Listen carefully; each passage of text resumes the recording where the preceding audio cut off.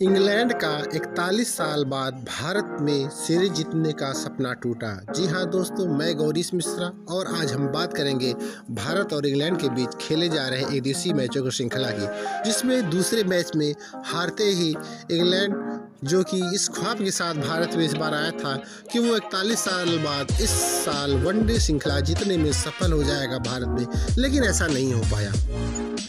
भारत ने बेहद ही शानदार क्रिकेट का प्रदर्शन करते हुए, खेल का प्रदर्शन करते हुए श्रृंखला 2-0 से अजय बढ़त बना ली, जबकि अभी एक मैच बाकी है। और यकीन मानिए, भारत जिस तरह का क्रिकेट इस समय खेल रहा है, तीसरे मैच में भी इंग्लैंड की हार निश्चित है। तो कुल मिला जुला के इंग्लैंड को 3-0 से हार तय है।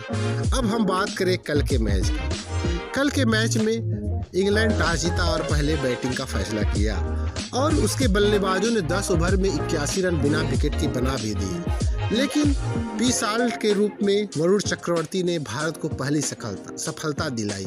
और जैसा कि अक्सर इस श्रृंखला में होता आया है कि पहला विकेट गिरते ही इंग्लैंड के विकेटों का पतझड़ शुरू हो जाता है, और कल भी वैसा हुआ।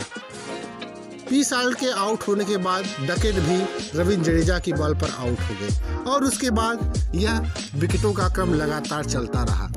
एक समय ऐसा लग रहा था कि इंग्लैंड 330-350 के आसपास पहुंचेगा, लेकिन मध्य ओवरों में भारत के स्पिन गेंदबाजों ने शानदार बॉलिंग करते हुए इंग्लैंड को 304 रन पर समेट दिया। और भारत ने बेहद ही शानदार फील्डिंग का भी नमूना पेश किया और 3 बल्लेबाजों को भारतीय फील्डरों ने रन आउट करके पवेलियन भेजा। कुल मिला जुला के इंग्लैंड एक चुनौतीपूर्ण स्कोर खड़ा किया, लेकिन जब भारत बैटिंग करने के लिए आया तो कल रोहित शर्मा जो रूप धारण किए वो गजब का था। और उन्होंने यह साबित किया कि उन्हें वाइट बॉल का सबसे खतरनाक बल्लेबाज क्यों माना जाता है।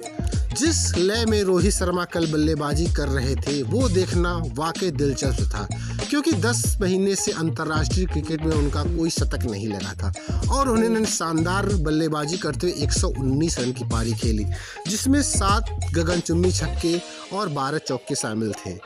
उसके बाद उनका साथ बखूबी दिया शुभमन गिल ने। शुभमन गिल इस श्रृंखला में अच्छी लय में दिखाई दे रहे हैं।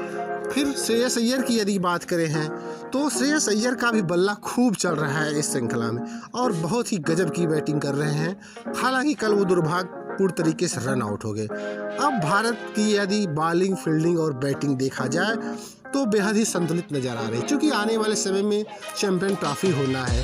तो भारत कुल मिला जुला के काफ़ी संतुलित दिख रहा है। अब भारत केवल यही दुआ कर रहा होगा कि किसी तरह विराट कोहली फार्म में आ जाए, क्योंकि विराट का बल्ला कल भी नहीं चला। अब ये देखना दिलचस्प होगा, चूँकि विराट कोहली बड़े मैच के खिलाड़ी है, तो आप यकीन मानिए कि चैंपियन ट्रॉफी में उनका बल्ला जरूर बोलेगा। इसलिए विराट कोहली की तरफ से आप आश्वस्त रहिए, वो गजब के बल्लेबाज है, इसमें कोई दुविधा नहीं है। लेकिन इंग्लैंड का जो सपना था वो सपना ही रह गया सीरीज जीतने का। इससे पहले 2020 में भी इंग्लैंड की बहुत बुरी हार हुई थी, और न माने क्यों इंग्लैंड के बल्लेबाज क्या भारतीय स्पिनरों को एकदम से समझ नहीं पा रहे हैं, या उनके स्पिन गेंदबाजी उनकी समझ से परे समझ में आ रही है। अब चूँकि चैंपियन ट्रॉफी भी पाकिस्तान में इंग्लैंड को सारे मैचेस खेलने हैं, तो वहाँ पे गेंद टर्न लेती है, तो इंग्लैंड की समस्या होने वाली है, क्योंकि